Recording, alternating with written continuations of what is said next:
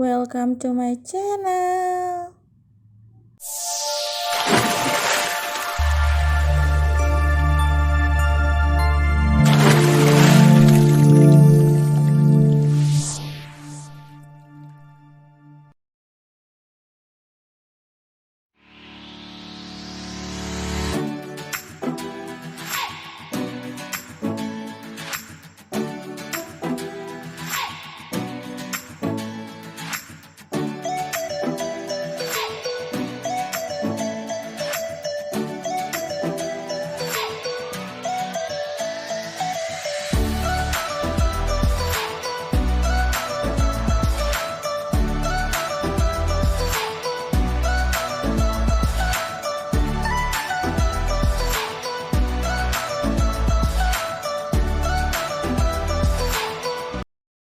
Assalamualaikum warahmatullahi wabarakatuh.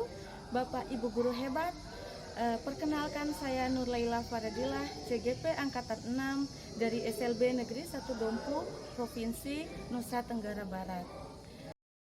Pada video kali ini saya akan melakukan wawancara pada beberapa kepala sekolah sebagai pemenuhan tugas demonstrasi kontekstual modul 3.1, yaitu pengambilan keputusan berdasarkan nilai-nilai kebajikan sebagai pemimpin. Baiklah Bapak Ibu guru hebat, bagaimana proses dan langkah-langkah pengambilan keputusan yang dilakukan oleh kepala sekolah? Mari kita simak bersama.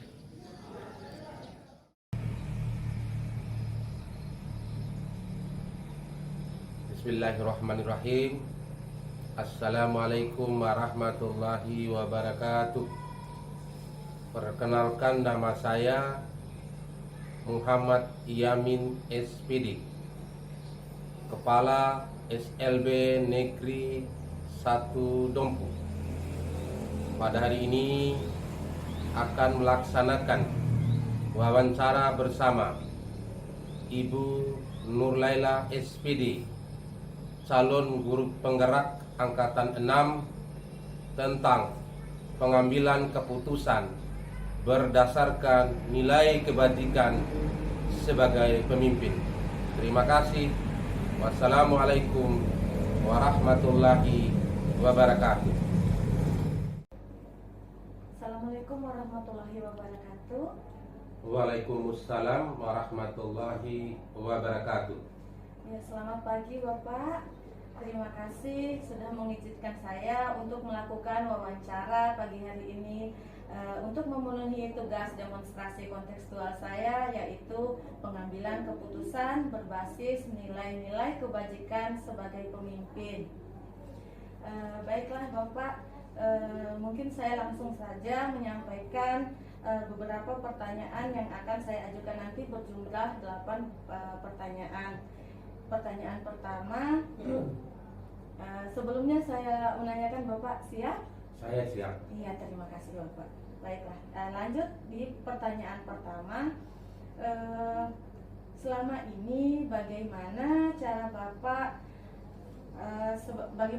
Bapak mengidentifikasi kasus-kasus yang merupakan dilema etika atau bujukan moral? Baik, terima kasih. Yang pertama, sebagai seorang kepala sekolah harus memiliki kemampuan untuk melakukan identifikasi kasus-kasus yang ada di sekolah. Termasuk di dalamnya adalah kasus dilema etika atau bujukan moral. Yang kedua, sebagai pemimpin di sekolah juga kita harus mampu melakukan analisis terhadap identifikasi masalah yang ada di sekolah. Yang ketiga, setelah kita melaksanakan identifikasi, bagaimana kita melaksanakan skala prioritas masalah apa yang harus tertangani dengan segera. Selanjutnya, bila terjadi dilema etika atau bujukan moral di sekolah, maka kepala sekolah harus mengambil kebijakan yang memiliki keadilan untuk semua orang, baik tenaga pendidik, tenaga kependidikan, peserta didik, atau kepentingan masyarakat sekitar, termasuk di dalamnya orang tua murid dan komite sekolah. Baik Bapak, terima kasih. Yang dapat saya tangkap dari penjelasan Bapak tadi yaitu yang pertama adalah ketika dihadapkan dengan kasus, kita mengidentifikasi, kemudian menganalisis kasus tersebut, selanjutnya menentukan skala prioritas, kemudian menimbang dilema etika atau bujukan moral itu untuk keadilan bagi peserta didik, bagi tenaga kependidikan, dan semua stakeholder yang ada di dalam sekolah tersebut. Baik Bapak, kita lanjut pertanyaan yang kedua. Bagaimana Bapak menjalankan pengambilan keputusan di sekolah, terutama untuk kasus-kasus dilema etika yang memiliki nilai benar lawan benar dan memiliki nilai-nilai kebajikan seperti tanggung jawab, kejujuran, atau keadilan? Terima kasih. Yang pertama, sebagai seorang guru yang diberikan tugas tambahan sebagai kepala sekolah, setiap kasus yang dihadapi yang ada di lembaga kita, termasuk di dalamnya adalah dilema etika yang sama-sama mengandung nilai kebajikan. Maka kita harus memiliki langkah-langkah strategis dalam menghadapi masalah tersebut. Yang kedua, melakukan analisa terhadap identifikasi masalah yang ada di sekolah. Mana masalah yang mengandung kebajikan untuk semua? Karena kebajikan yang mengandung kebajikan untuk semua harus diutamakan daripada kebajikan untuk kepentingan diri sendiri. Selanjutnya, segala keputusan yang diambil oleh kepala sekolah harus dipertimbangkan dengan baik berdasarkan nilai hati nurani atau intuisi, karena sesuatu yang datang dari hati pasti mengandung kebenaran. Baik Bapak, terima kasih. Pertanyaan nomor 2 yang bisa saya tangkap adalah Bapak menentukan langkah-langkah strategis, kemudian melakukan analisis yang mengandung nilai-nilai kebajikan dari kasus tersebut, kemudian mengutamakan kepentingan orang banyak daripada kepentingan pribadi, yaitu pertimbangannya berdasarkan hati nurani atau intuisi. Terima kasih Bapak. Pertanyaan nomor 3, langkah atau prosedur apa saja yang Bapak lakukan dalam mengambil keputusan dilema etika? Baik. Yang pertama, sebagai kepala sekolah, kita harus menciptakan ruang pikir yang terbuka dan memiliki wawasan yang luas untuk menelaah dan mengkaji segala keputusan yang diambil.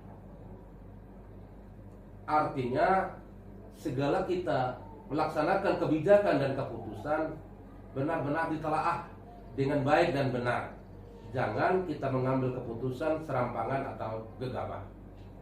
Yang kedua, selain daripada itu, kepala sekolah harus mampu menciptakan ruang kebijakan dengan mengedepankan hati nurani seperti yang saya katakan tadi, dalam mengambil keputusan untuk kebaikan bersama di lembaga sekolah maupun di sekitar lingkungan sekolah. Selanjutnya,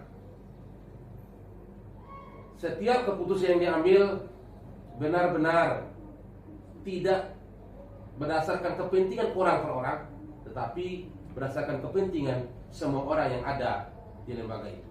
Memang benar bahwa segala keputusan itu ada risikonya, tidak bisa memuaskan semua orang.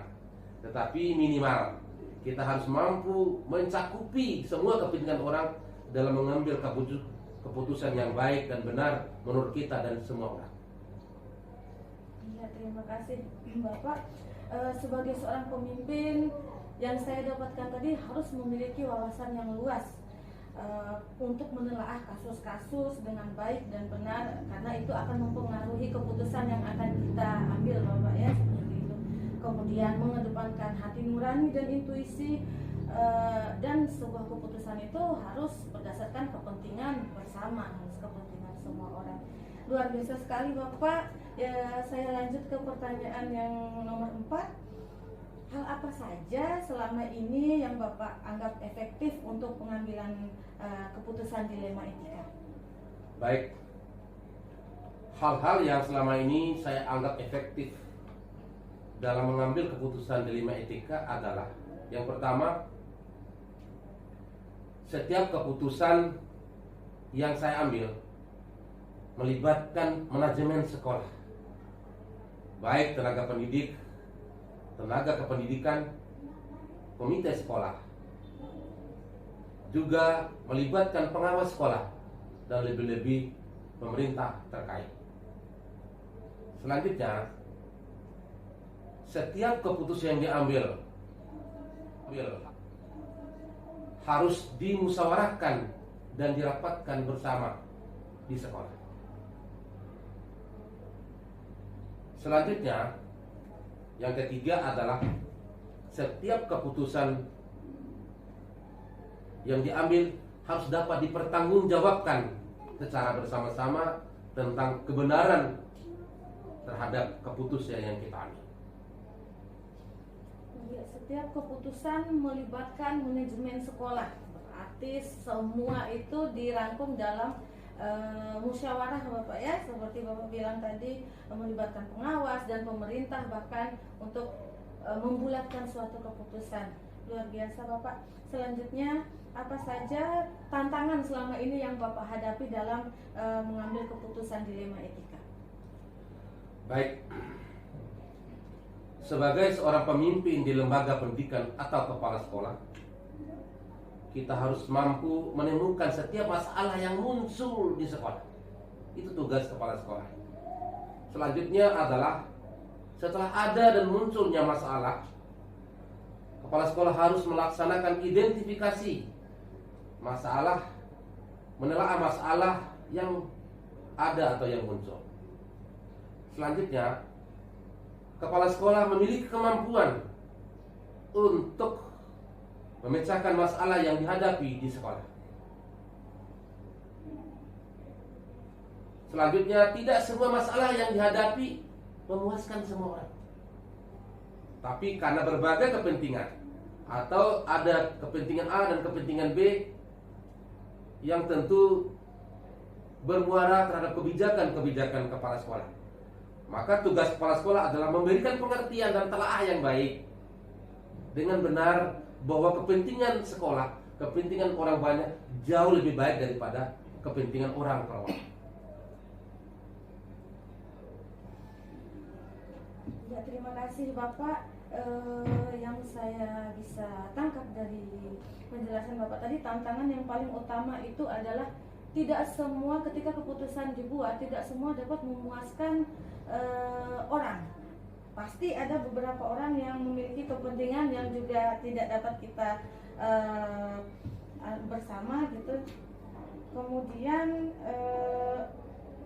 dengan skala prioritas bahwa kepentingan sekolah adalah yang paling tertinggi dari kepentingan pribadi maupun golongan, seperti itu Bapak. Kita lanjut ke pertanyaan berikutnya yang ke-6. Apakah Bapak memiliki jadwal tertentu untuk tata kelola dalam menyelesaikan kasus-kasus dalam dilema etika, contohnya seperti jadwal khusus, tempat khusus untuk menyelesaikan masalah tersebut? Baik,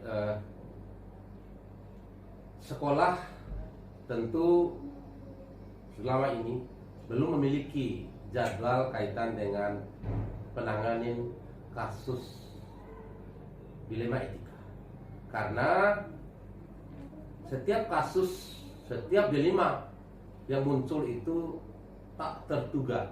Kadang-kadang munculnya hari ini tidak munculnya besok. Kadang-kadang munculnya besok tidak munculnya hari ini. Oleh karena itu setiap kasus itu bisa kita tangani, bisa kita pecahkan pada saat itu juga. Kadang-kadang di tempat itu, di ruang kelas itu, atau di lapangan itu, kadang-kadang juga kita bawa ke ruangan kepala sekolah.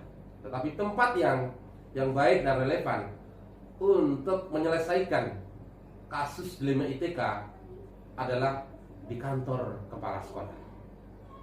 Setiap orang yang memiliki kasus dilema ITK, bila telah diselesaikan atau telah dipecahkan oleh kepala sekolah, harus dapat menerima dan dengan lapang dada dan dilaksanakan dengan penuh tanggung jawab. Terima kasih Bapak. Tidak ada tempat khusus, tapi langsung mungkin kalau di ruang kepala sekolah lebih ke privasi ya. Privasi, ya. Biasa sekali. Pertanyaan selanjutnya, adakah seseorang atau faktor lain yang membantu Bapak dalam menyelesaikan kasus dilema etika ini, Bapak? Selama ini adalah karena kita sudah membentuk tim manajemen sekolah. Yang membantu saya adalah menyelesaikan setiap persoalan termasuk dilema etika ini adalah tim manajemen sekolah. Bisa juga melibatkan guru-guru senior, wakasek, baik itu wakasekur, wakasek humas, wakasek, semua wakasek stakeholder yang ada di lembaga pendidikan kita, termasuk di dalamnya adalah pengawas sekolah dan komite sekolah. Luar biasa. Pertanyaan terakhir nih, Bapak Kepala Sekolah. Dari semua hal yang sudah Bapak utarakan, pembelajaran apa yang bisa saya ambil dari pengalaman Bapak dalam pengambilan keputusan yang sudah Bapak alami selama ini? Baik, pertama-tama adalah kita adalah guru yang diberikan mandat untuk menjadi kepala sekolah di lembaga pendidikan tertentu sesuai dengan SK yang telah kita terima. Yang kedua adalah kepala sekolah adalah pemimpin bagi sekolah yang dipimpinnya. Karena setiap pemimpin pasti suatu saat hari ini dan esok, baik hidup di dunia maupun di akhirat, akan dimintai pertanggungjawaban atas apa yang dipimpinnya. Yang selanjutnya adalah kepala sekolah sebagai pemimpin harus mengikuti semboyan tokoh pendidikan kita yang telah dicetuskan oleh Ki Hajar Dewantara. Yang pertama adalah Ingarso Suntolodo. Artinya seorang pemimpin bila berada di depan harus mampu memberikan contoh dan teladan terhadap apa anak buah yang ada di belakangnya. Yang kedua adalah seorang pemimpin harus mengikuti semboyan Ingarso Ingmadia Mangunkarso. Artinya seorang pemimpin bila berada di tengah harus memberikan semangat dan motivasi baik orang yang ada di depannya maupun orang yang ada di belakangnya. Yang ketiga adalah Tuturi Handayani. Seorang pemimpin bila ada di belakangnya harus memberikan semangat, dorongan yang terbaik untuk kemaslahatan orang-orang yang ada di depannya, termasuk adalah semua elemen pendidikan yang dipimpinnya harus memberikan semangat untuk terus maju, bergerak bersama menuju perubahan yang lebih baik. Selanjutnya, sebagai kepala sekolah, tentu kita adalah manajer yang akan mengatur, mengawal, dan menjalankan setiap kebijakan yang ada di sekolah. Kepala sekolah harus memiliki skill dan seni agar setiap masalah yang ada di sekolah harus mampu dihadapi dengan arif dan bijaksana dan mampu dipecahkan dengan baik untuk kepentingan semua orang. Setiap keputusan yang diambil dalam pemecahan masalah kaitan dengan dilema etika harus mampu dipertanggungjawabkan secara maksimal. Selanjutnya, sebagai seorang kepala sekolah harus mampu menata sekolah dengan baik agar terlihat lebih indah, lebih rapi, lebih bersih, nyaman, dan aman, serta terciptanya program 5P, yaitu profil, pelayanan, penampilan, prestasi, dan peserta masyarakat sekitar. Itu aja barangkali yang bisa disampaikan terhadap kesimpulan wawancara kita pada hari ini. Terima kasih. Ya, terima kasih Bapak, luar biasa sekali, sangat menginspirasi sekali apa yang menjadi wawancara kita pagi hari ini. Banyak pembelajaran yang saya bisa dapatkan dari Bapak Kepala Sekolah sebagai apabila mengambil keputusan sebagai seorang pemimpin kelak. Ya, terima kasih Bapak atas waktunya. Wassalamualaikum warahmatullahi wabarakatuh. Waalaikumsalam warahmatullahi wabarakatuh.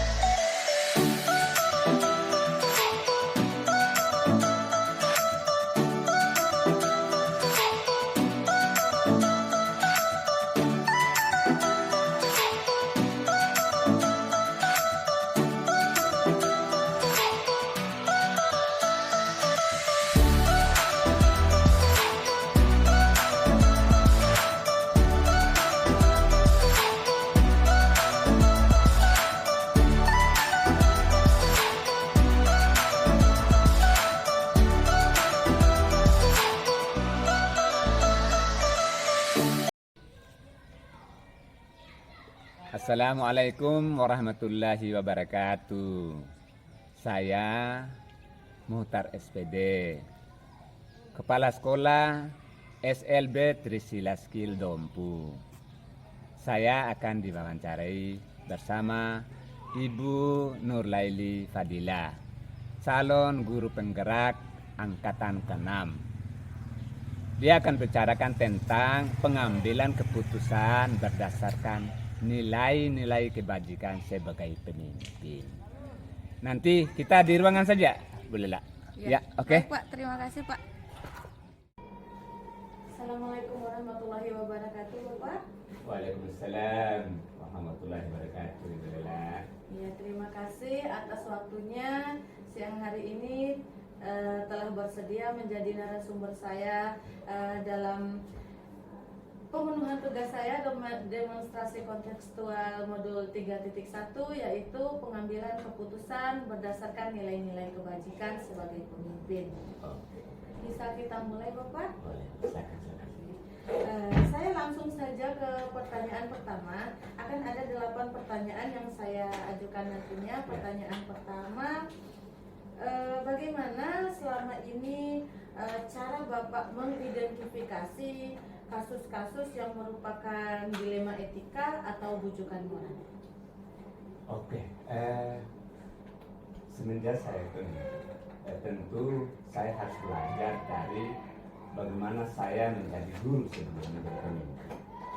Oleh sebab itu, yang katakan dilema itu adalah dua hal yang menjadi titik pertimbangan yang nilainya mirip-mirip, hampir sama-sama benar. Di persoalan di dalam etika, bagaimana seorang pemimpin mengambil kebijakan yang terbaik untuk menyelesaikan masalah dilema tersebut. Oleh sebab itu, kita harus tarik benang merah dari sebuah persoalan. Apa sih menjadi persoalan? dan hal-hal mana atau kelompok-kelompok mana atau pihak-pihak mana yang membutuhkan perhatian yang lebih besar, sehingga kita bisa mengambil kesimpulan mana yang manfaatnya daripada mudaratnya yang lebih besar dan untuk kebanyakan orang atau untuk yang anggota atau kelompok atau koloni yang lebih besar. Saya pikir di situ problemnya, sehingga kita verifikasi dulu apa permasalahannya. Kelompok-kelompok mana saja yang punya kepentingan terhadap dilema ini. Karena sebuah dilema adalah sebuah pilihan yang sama-sama nilainya hampir sama, membutuhkan perhatian, membutuhkan pertimbangan, membutuhkan asumsi, sehingga asumsi mana atau pertimbangan mana yang kita harus ambil sebagai pemimpin. Itu kira-kira menurut saya. Baiklah Bapak, dapat saya simpulkan untuk soal pertama tadi, yaitu skala prioritas yang paling utama menjadi pertimbangan, kemudian manfaat bagi banyak orang, bukan pribadi atau golongan gitu. Kemudian memverifikasi masalah tersebut, apakah masalah itu memiliki manfaat yang lebih kepada keseluruhan atau pada pribadi seperti itu, Pak ya. Ya, terima kasih. Untuk pertanyaan kedua Bapak, ya, pertanyaan selanjutnya Bapak, bagaimana Bapak menjalankan pengambilan keputusan di sekolah Bapak, terutama kasus-kasus dilema etika atau yang memiliki nilai benar dan sama-sama memiliki nilai tanggung jawab, nilai kejujuran atau keadilan itu. Bagaimana caranya Bapak menjalankan pengambilan keputusan tersebut? Baik. Kalau di sekolah saya memang problem itu selalu ada. Namanya kita manusia itu selalu ada problem, baik di sekolah negeri maupun sekolah swasta. Khusus di sekolah saya, problem-problem itu muncul tentu baik dari murid, dari guru. Saya ceritakan dari guru. Guru-guru saya ada kecenderungan bahwa karena swasta ini diharapkan kemampuan manajemen dari yayasan itu sangat diperlukan. Nah, tidak cukup dengan itu. Guru juga perlu mendapatkan perhatian lebih baik dari segi gajinya, perhatian sosial, perhatian budaya dan sebagainya. Oleh sebab itu, saya banyak-banyak mendapatkan pertimbangan-pertimbangan atau memberikan masukan terhadap problem-problem yang dihadapi oleh guru-guru saya dengan cara saya, kalau problem itu datang dari salah satu sisi, salah satu guru, tentu saya harus kembalikan persoalan ini. Kalau memang saya bisa atasi sendiri face to face dengan guru tersebut tentang permasalahan atau problem yang mereka hadapi, baik berkaitan dengan pengajaran maupun dengan keuangan, saya akan konsultasikan secara kolektif kolegial dengan teman-teman, baik itu Wakasek maupun guru-guru lain yang berkaitan dengan, misalnya itu berkaitan dengan kepentingan sekolah atau bahan pengajaran, keuangan sekolah dan sebagainya. Itu yang saya lakukan di sekolah saya. Yang saya tangkap Bapak akan melakukan musyawarah seperti itu ya kepada guru-guru dan teman-teman yang membutuhkan ketika teman-teman tersebut dihadapkan dengan dilema etika. Ya. Musyawarah. Baiklah Bapak, pertanyaan nomor 3, langkah-langkah atau prosedur apa saja yang Bapak jalankan dalam mengambil keputusan dilema etika? Langkah-langkah yang saya akan ambil, saya verifikasi dulu apa permasalahannya, ya kan? Saya bukan juga audit ya, tapi saya sedikit masuk di persoalannya. Apa sih sebenarnya masalahnya, ya kan? Setelah kita verifikasi masalahnya, kita tentu baru menentukan langkah-langkah. Kalau langkahnya ini persoalannya katakanlah keuangan, tentu kita akan berkonsultasi dengan kemampuan keuangan di bendahara, di sumber penghasilan, di sumber keuangan, sehingga problem itu bisa diminimalisir. Kalau persoalan-persoalan lain tentu dengan cara pandang, dengan cara persoalan-persoalan lain juga yang kita harus melihatnya. Jadi yang jelas bagi saya adalah bagaimana memverifikasi dulu persoalan ini, baru kita memberikan solusi terhadap persoalan-persoalan itu. Itu saya pikir. Luar biasa sekali Bapak. Saya menangkap tadi Bapak menyebutkan adalah memverifikasi ya. Langkah yang pertama itu memverifikasi masalah, kemudian baru kita dapat mengumpulkan fakta-fakta itu tentang apa sebenarnya yang terjadi, kemudian menentukan sudut pandang kita di mana dan mengambil keputusan seperti itu Bapak. Iya. Terima kasih. Pertanyaan selanjutnya, hal apa saja yang selama ini Bapak anggap efektif dalam pengambilan keputusan dilema etika? Kalau selama ini yang saya lakukan, persoalan dilema etika adalah persoalan dengan human, selalu berkaitan dengan manusianya. Saya tentu melihat manusia yang mana, apa sebenarnya persoalannya dengan manusia ini. Oleh sebab itu, karena manusia ini memiliki karakter yang berbeda. Seorang ingin disanjung-sanjung, seorang ingin langsung di face to face, seorang harus disampaikan dalam rapat terbuka, seorang harus disampaikan secara kesetiakawan, persahabatan. Oleh itu, saya akan selalu melihat titik persoalannya dulu. Setelah itu, baru saya mengambil. Kalau soalnya sifatnya itu berkaitan, ada unsur-unsur sifatnya pribadi, kesulitan pribadi atau masalah berkaitan dengan pribadi, tentu secara pribadi juga yang saya harus tangani. Kalau ini persoalannya kolektif, kolegial, semua bermasalah seperti itu, tentu saya akan dapatkan persoalan itu supaya sama-sama clear. Meminimalisir persoalan itu adalah langkah yang harus ditentukan.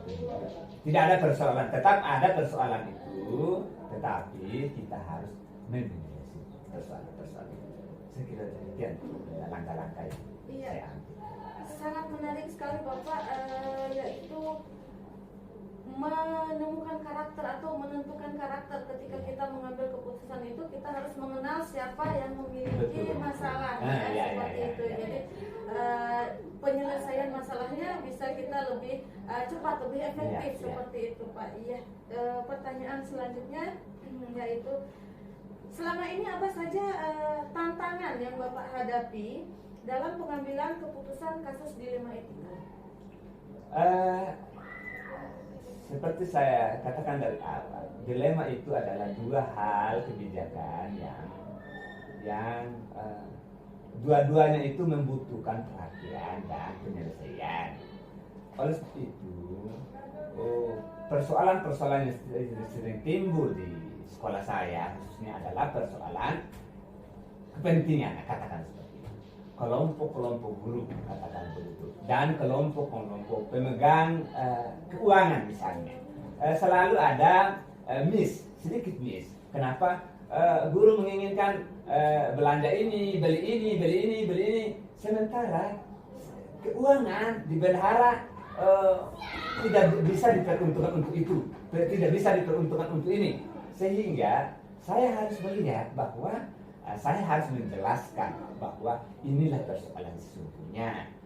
Sumbernya sekian, pengeluarannya sekian, bisa beruntukkan sekian, sehingga teman-teman guru pada umumnya antara guru dan guru juga dan staf keuangan bisa saling mengerti karena kemampuan kita, kemampuan sekolah kita, sumber kita dan sebagainya. Itulah yang harus saya jelaskan kepada teman-teman sekolah itu. Lebih ke komunikasi Bapak ketika mengalami sebuah tantangan kita menyelesaikannya dengan komunikasi. Luar biasa sekali Bapak. Pertanyaan selanjutnya, apakah Bapak memiliki tata kelola atau jadwal khusus dalam menyelesaikan kasus-kasus dilema etika seperti itu, mungkin jadwal atau tempat khusus seperti itu? Sebenarnya kalau namanya dilema itu benar. tidak ada yang terjadwal. Dilema itu namanya dilema itu problem yang biasanya timbul tiba-tiba akibat gesekan, akibat komunikasi, kebuntuan informasi, atau hal-hal lain yang menimbulkan problem itu. Sehingga saya biasanya kalau problem itu terjadi secara spontanitas, biasanya saya akan melihat dulu persoalan itu sifatnya bisa diatasi dengan personal nggak, spontanitas nggak. Kalau problem-problem ini besar, melibatkan banyak stakeholder, ya tentu nilai-nilai kita ini modelnya model apa. Kalau modelnya pribadi-pribadi, ya face-to-face lah, apa masalahnya. Sehingga segala persoalan, segala dilema itu bisa kita dipecahkan, baik secara personal maupun secara kelompok. Itu yang terjadi. Tidak memiliki, kalau tempatnya bagaimana Pak? Kalau tempat, saya kan biasa di sana kan ada kantor. Kalau memang sifatnya khusus, yang sifatnya ya tidak perlu didengar oleh banyak orang, sifatnya itu tertutup, maka saya bisa panggil apa betul di kantor atau di tempat-tempat yang sekiranya tidak banyak temannya. Misalnya, ini problemnya di dua sisi nih, sisi A, sisi B misalnya. Bisa sisi A yang bermasalah, saya panggil, saya ceritakan, saya diskusikan apa bagaimana ini solusinya, apa kira-kira gimana. Saya malah meminta bimbing solusi dari mereka dulu. Apa sebenarnya masalahnya? Sehingga ada begini saya dengar. Coba saya mau dengar langsung dari kamu. Saya mau yang begitu. Sehingga mereka sampaikan hal yang mereka sampaikan, saya tidak langsung sedot juga langsung akan menjadikan problem baru itu. Sehingga saya saring, saya akan pikirkan. Kadang-kadang saya butuh waktu untuk pikirkan itu, baru saya putuskan. Kalau bisa di tempat sendiri ya selesai. Kalau memang tidak selesai di tempat sendiri, saya konsultasi dengan, kalau berkaitan dengan keuangan tentu dengan bendahara. Kalau berkaitan dengan hal-hal lain, misalnya keindahan sekolah, tata kelola dan sebagainya, saya panggil gimana ini, bagaimana ini. Itu yang saya sering lakukan di sekolah saya. Iya, lebih menjaga privasi mungkin untuk tempat ya Bapak, lebih ke antara pribadi saya Bapak pendekatan sekolah itu dan yang saya guru. Ya. Terima kasih. Kemudian yang saya tanyakan yaitu, adakah seseorang atau faktor lain yang dapat membantu Bapak menyelesaikan persoalan dilema ini? Saya anggap begini, dilema itu kan bergantung dari sumber. Tentu teman-teman di sana itu punya kelebihan. Kalau persoalan mengenai katakanlah di sisi saya sering sorot di keuangan karena problem ini berkaitan sering dengan keuangannya. Saya tentu akan minta tolong kepada hal-hal yang teman-teman yang sedikit mapan, yang mampu menyelesaikan persoalan, yang hidupnya juga ya bisalah. Kadang-kadang seperti itu, saya akan lari ke situ. Kalau persoalan-persoalan katakan kekeluargaan atau siswa yang bermasalah di tengah-tengah masyarakat, saya tentu panggil pendekat-pendekat dengan komite sekolah, dengan orang tua siswa yang berpengaruh sekiranya gimana persoalan ini, anak-anak ini gini. Nah, sehingga tidak menimbulkan solusi, tidak menimbulkan masalah yang berkepanjangan. Saya mau menjelaskan secepatnya persoalan itu. Itu yang saya lakukan di sekolah. Bisa saya tangkap Pak, kerjasama mungkin ya yang paling besar di sini. Faktor lain yang mempengaruhi itu kerjasama antara seluruh stakeholder yang terlibat dalam sekolah tersebut. Pertanyaan terakhir nih Pak. Dari semua hal yang sudah Bapak utarakan, yang Bapak ceritakan, pembelajaran apa yang bisa saya ambil atau saya dapatkan dari pengalaman Bapak dalam mengambil sebuah keputusan? Begini, saya selalu berpikir permasalahan itu muncul, tidak ada orang yang merencanakan permasalahan, ya kan? Muncul tiba-tiba sifatnya. Kita harus melihat dari sisi mana permasalahan muncul. Ada dari sisi problem-problem berkaitan dengan finansial, berkaitan dengan moralitas, berkaitan dengan kejujuran, bahkan dengan kedisiplinan. Kita lihat dulu. Oleh sebab itu, yang kita lakukan adalah ini semata-mata berkaitan dengan apa dulu, katakan begitu kan? Katakan persoalan kerajinan guru atau apa kedisiplinan, kita lihat dulu. Nah, oleh sebab itu, setelah kita melihat persoalan ini, kita lakukan pendekatan apa yang paling tepat, ya kan? Jangan kadang-kadang baru satu kali guru terlambat datang, baru sini kamu bisa terlambat misalnya. Tapi kan kita lihat dulu kenapa dia terlambat. Ayo, saya pura-pura. Saya lihat agak lambat tadi. Apa ya? Nah, ini memang seperti itu sehingga mereka saya tidak tertekan. Mungkin antusi kan berhadapan dengan orang human rights itu kan begitu. Di luar sana orang juga punya lingkungan, orang punya kepentingan, ada suami, ada istri, ada anak yang sakit dan sebagainya. Oleh sebab itu saya harus pendekatan kekeluargaan itulah yang paling saya utamakan dalam persoalan-persoalan yang saya hadapi di sekolah.